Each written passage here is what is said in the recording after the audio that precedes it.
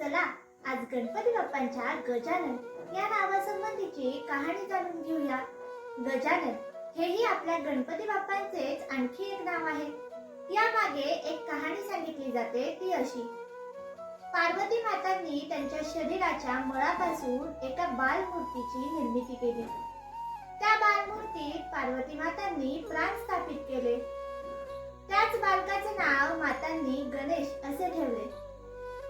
कुणालाही आत सोडायचं नाही अशी मातांनी गणेशांना आज्ञा दिली। त्यानंतर श्री गणेश तिथेच पहारा देऊ लागले। थोड्या वेळाने भगवान शंकर तेथे आले। गणेशांनी भगवान शंकरांना आत जाण्यापासून थांबवले। यामुळे भगवान शंकरांना क्रोध आला आणि भगवान शंकरांनी श्री गणेशाचे मस्तक धडापासून वेगळे केले। हे पार्वती मातांना समजले आणि माता खूप दुःखी झाल्या।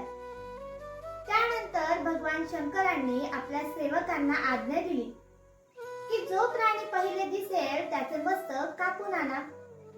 अशा पद्धतीने श्री गणेशांना हत्तीचे मुख लावण्यात आले। हत्ती म्हणजे गज आणि आनन म्हणजे मुख। त्यामुळेच आपण गणपती बाप्पांना गजानन असे म्हणतो। ही कहाणी तुम्हाला कशी वाटली हे मला नक्की सांगा। आणि हो, गणपती बाप्पांच्या नावांमागील रहस्यमय कथा ऐकण्यासाठी आपल्या YouTube चॅनलला सबस्क्राईब करा।